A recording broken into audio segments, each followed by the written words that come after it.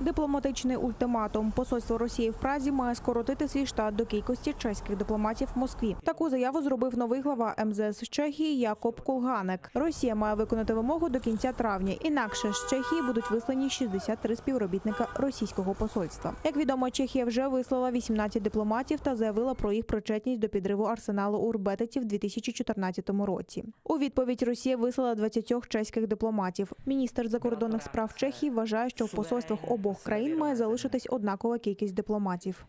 Русько напроти тому реагувало напросто неадекватно.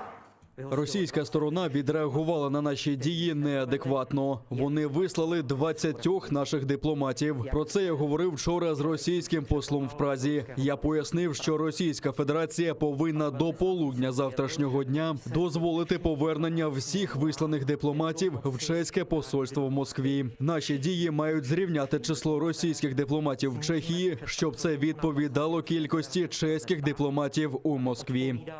Současnému stavu na českém velvyslanectví v Moskvě.